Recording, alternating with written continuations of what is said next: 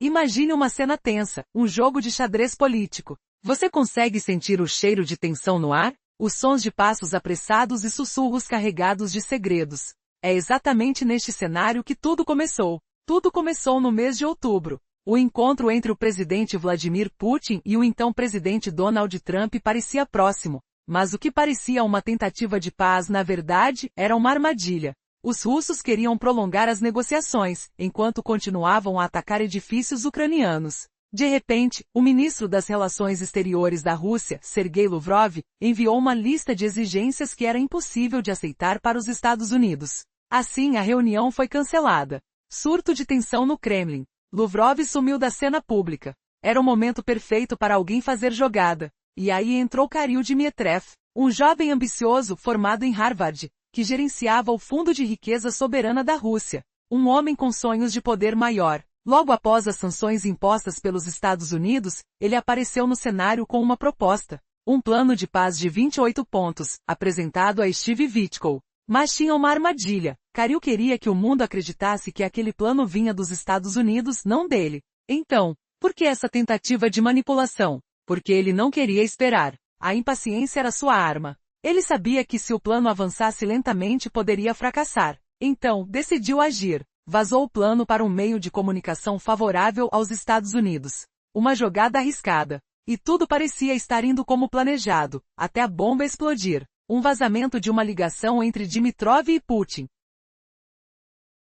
revelando que o próprio Lavrov planejava passar um plano russo às mãos dos americanos, mas deixando a impressão de que era uma iniciativa norte-americana. O que aconteceu então? A missão secreta de Lavrov começou a ruir. O que parecia uma vitória virou uma armadilha mortal. Agora, quem estaria vazando informações? Os rivais? Ou alguém mais escondido nas sombras? A tensão virou crise. Putin, percebendo o perigo, negou tudo. Mas as provas estavam na internet. E mais importante, quem realmente manda no Kremlin? Lavrov, ridicularizado, tenta se defender. Mas as evidências não mentem. O jogo de poder está mais sujo do que nunca. Lavrov, com seus truques e contra-ataques, prova que sobreviver 21 anos no Kremlin não é questão de sorte, mas de inteligência. Mas será que vai conseguir manter seu posto? Enquanto isso, Kirill, com seus sonhos intactos, aposta tudo nesta jogada arriscada. Mas até onde ele está disposto a ir? E quem realmente controla esse cenário de fogo e gelo? As respostas permanecem escondidas nas sombras do Kremlin. Tudo parecia estar sob controle após Sergei Lavrov cometer um erro público ao tentar negociar com o Ocidente.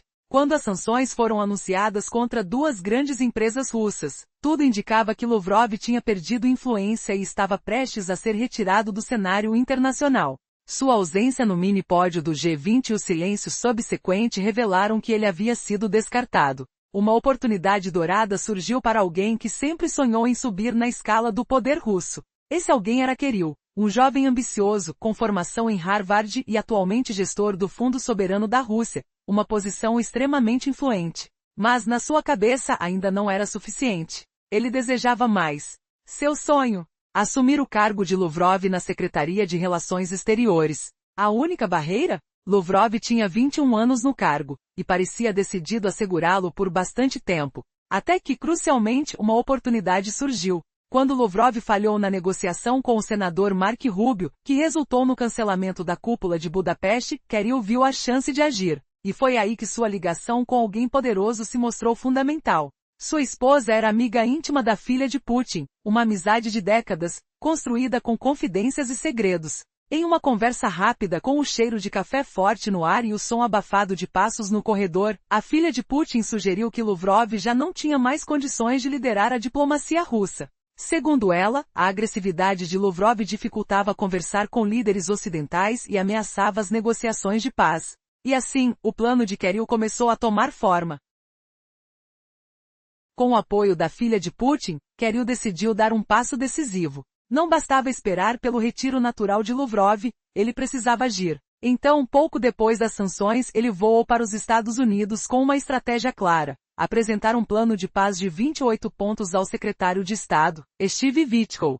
A ideia? Fazer parecer que esse plano vinha dos Estados Unidos, um movimento que criaria uma narrativa de controle e influência. Mas impaciente, Kirill não quis esperar. Com alguns contatos vazou o plano ao jornal Axios, criando uma atmosfera de urgência e iminência. E o que ele buscava? Forçar uma assinatura.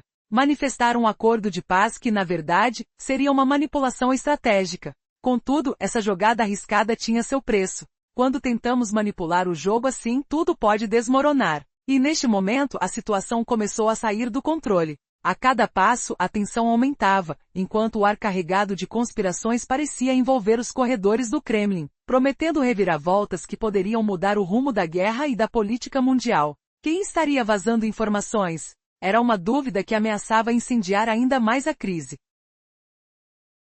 Kirill Dmitriev, o príncipe ambicioso do círculo íntimo de Putin, mergulhou em um caos político como um gato domesticado exposto a lobos. Ele armou sua mesa no ministério de Lavrov, mas seu plano secreto de escapar com os americanos implodiu em escândalos públicos. Tudo começou quando Lavrov perdeu feio nas negociações com Marco Rubio, cancelando o Cúpula de Budapeste. Naquele exato momento, Kirill viu sua chance e deu o bote. Teve ajuda? Claro.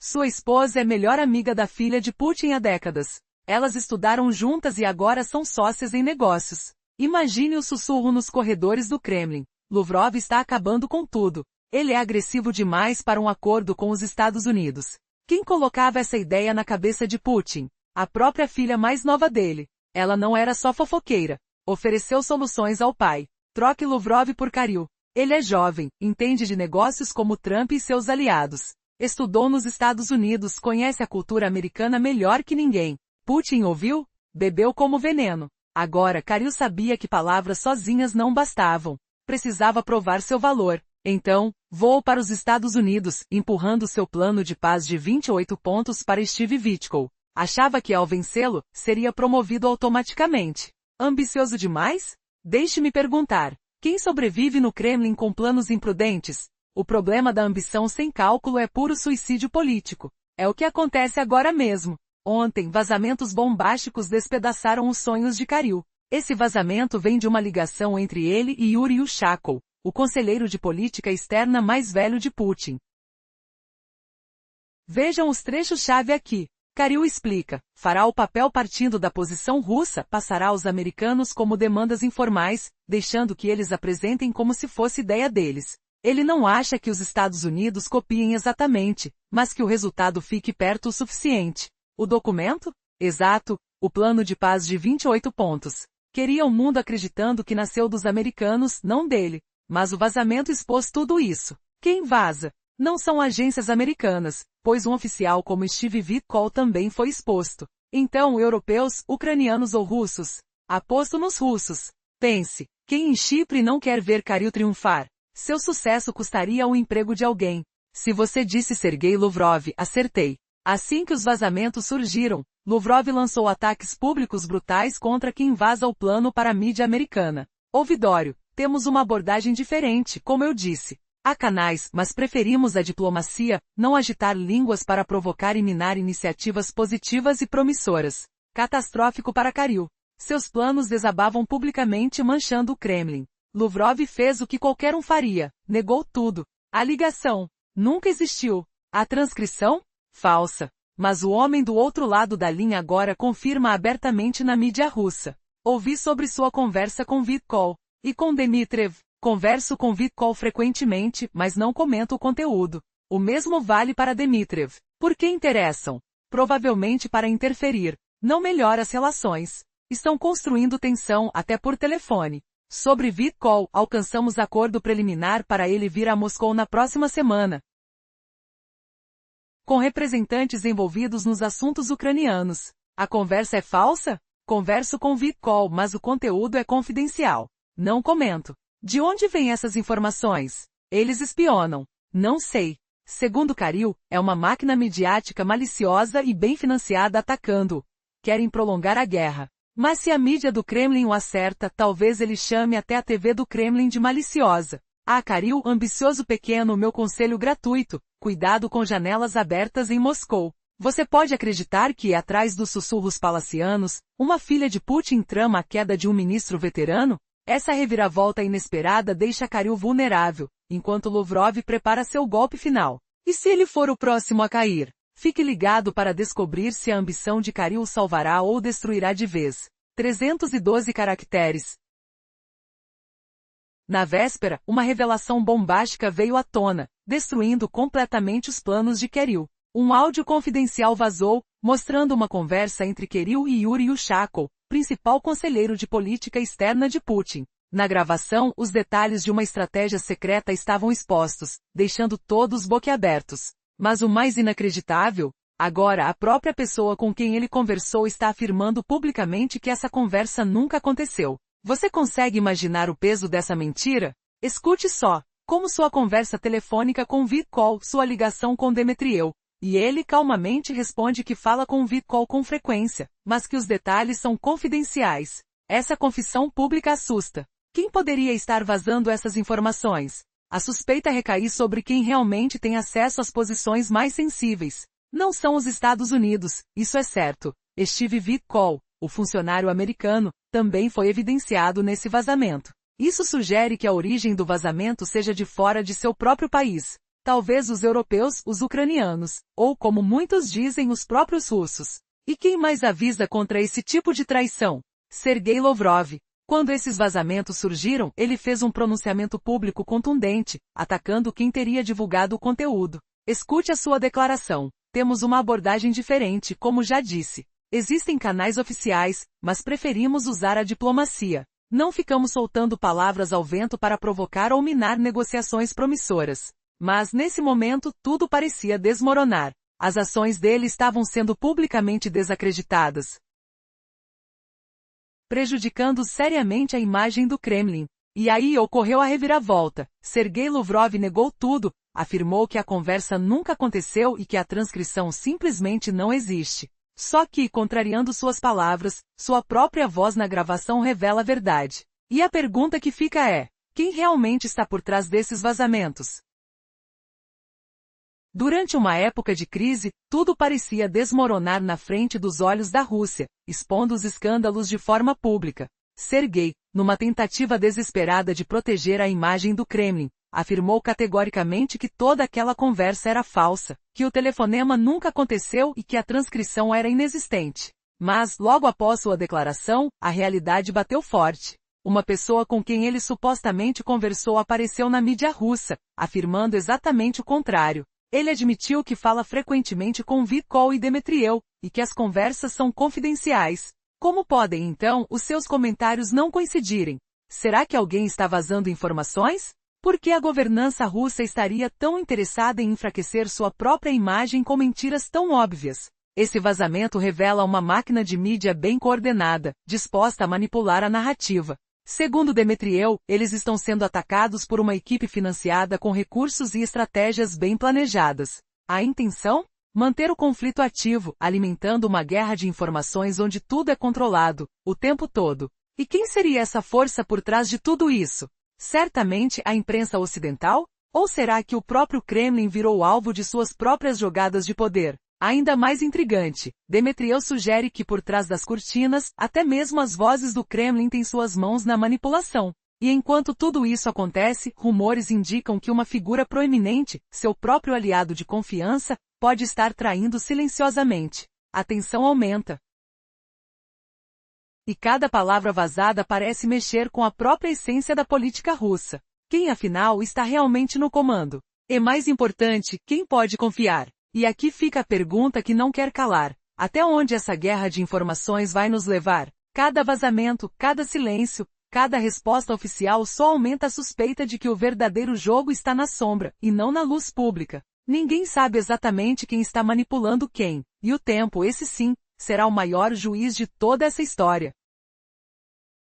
Em outubro, uma reunião crucial entre o presidente Trump e Vladimir Putin estava nos planos, mas não para a paz verdadeira com a Ucrânia, apenas para arrastar negociações e continuar bombardeando prédios residenciais ucranianos. Sergei Lavrov, ministro das Relações Exteriores da Rússia, enviou uma lista de exigências exorbitantes aos Estados Unidos, levando ao cancelamento da reunião e sanções contra duas gigantes empresas russas. Parecia que Lavrov havia metido os pés pelas mãos, desaparecendo do panorama público e até mesmo do cume do G20. No meio desse caos político, um ambicioso diretor do Fundo Soberano Russo, Kirill Dmitriev, viu sua chance. Educado em Harvard nos Estados Unidos, Dmitriev sonhava com o cargo de Lavrov há décadas, mas o ministro veterano de 21 anos no Kremlin não pretendia abrir mão. A ajuda veio da esposa de Dmitriev, amiga íntima da filha mais nova de Putin, que convenceu o presidente de que Lavrov era agressivo demais para negociações de paz e que Dmitriev,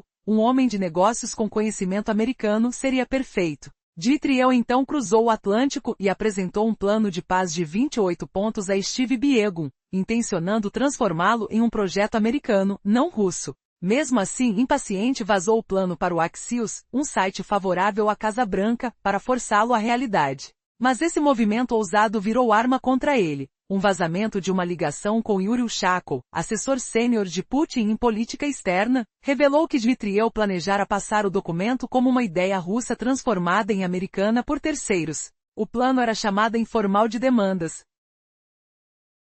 esperando que os Estados Unidos as apresentassem como próprias, chegando o mais próximo possível da versão original russa. Agora, com o vazamento exposto, Lavrov rebate com críticas públicas devastadoras e contra-vazamentos bem cronometrados, provando sua mestria em sobreviver no Kremlin. Dmitriev, o menino ambicioso, enfrenta um suicídio político, humilhado enquanto Lavrov emerge mais forte. Imagine o cheiro acre de sanções econômicas pairando no ar moscovita, como fumaça de um fogo controlado, enquanto Dmitriev sente o coração acelerar com cada vazamento que ecoa como um trovão distante. Quem derrubou Dmitriev nessa queda livre? Russo, ucraniano ou europeu? E o que significa essa traição para o futuro da guerra na Ucrânia? Pensando na reunião cancelada entre Trump e Putin, onde exigências russas queimaram pontes demais, você imagina o gosto amargo da humilhação? Esse erro deu a Sergei Lavrov, o ministro experiente, um ar de vulnerabilidade, como uma muralha rachada em uma tempestade gélida. Kirill Dmitriev, formado em Harvard e diretor do Fundo Soberano da Rússia, não perdeu tempo. Ambicioso como um lobo faminto em uma floresta congelada, ele queria o trono de Lavrov ocupado há 21 anos. Sua esposa, ligada à filha de Putin, murmurava argumentos convincentes. Lavrov era velho, agressivo, falta de visão empresarial para negociar com figuras como Trump e Biegun. Dmitriev viajou aos Estados Unidos 2 dias após as sanções e entregou seu plano de paz de 28 pontos a Biegun, disfarçando-o como ideia informal. O objetivo? Passá-lo aos americanos para que o apresentassem como seu próprio, intuindo que divergências viriam pequenas. Mas a paciência evaporou como neve ao sol. Dmitriev vazou o documento ao Axios, um portal amigo da Casa Branca, para pressionar a negociação. Essa jogada correu risco de falhar espetacularmente. A renomeação dessas noções parece promissora, compreende? Mas os principais atores da diplomacia não querem que frutas apodreçam antes de amadurecerem. Ouve-se o rugido distante de motores diplomáticos acelerando, enquanto Dmitriev sente um peso nas costas, como se carregasse uma pedra invisível. Onde Lavrov se escondia após o G20, e o que realmente levou Dmitriev a acelerar o plano? Será que essa iniciativa acelerada poderia evocar uma reação em cadeia que derrubasse até a liderança presidencial, ou seria apenas o começo de uma queda vertiginosa? Comentando sobre Dmitriev vazando o plano de paz para forçar as negociações, imagine o barulho estridente de portas batendo contra o sonho americano. It was a bold gamble that backfired. Então o desastre. Um vazamento explosivo de uma ligação revela tudo. A transcrição mostra Dmitriev confessando ao Ushakov, assessor de Putin, seu truque, criar o documento russo, passá-lo aos Estados Unidos como ideias informais, permitindo que embalassem como seu. Ele esperava proximidade máxima à versão original, mas o vazamento derramou óleo no fogo. Quem vazou? Agências americanas não, afinal expunham um oficial como Biegun, implica europeus, ucranianos ou russos internos. Lavrov, sentindo o cheiro da traição como fumo acre em um incêndio urbano, rebateu com críticas públicas implacáveis. Preferimos diplomacia, não mexer línguas para provocar. Sua voz ecoa como um aço cortante,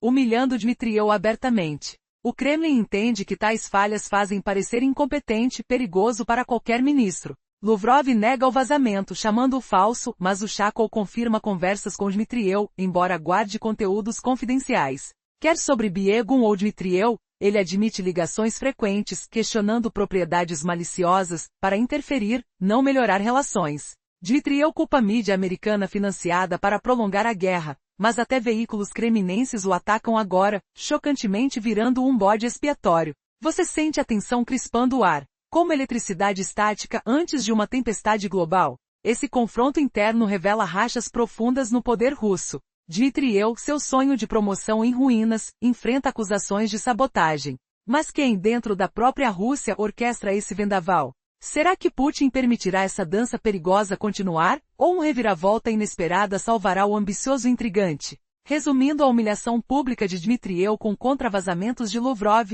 percebemos que a paciência venceu a impaciência nesse jogo cruel. A voz de Lavrov ressoa forte, cortando expectativas com facas afiadas de retórica diplomática. Nos últimos meses, conteúdos serem problemáticos foram detidos por considerações rígidas de segurança publicitária, especialmente trechos do fronte ucraniano que pintam a guerra com sons de explosões reverberando como trovões furiosos e o aroma metálico de metal queimado no ar pesado. Por isso, construímos nossa própria plataforma Essentials Insider do zero, oferecendo cobertura crua da Ucrânia e do mundo sem grilhões. Se você busca análises independentes, verifique nosso site Essentials Insider. Clique o link descritivo ou escaneie.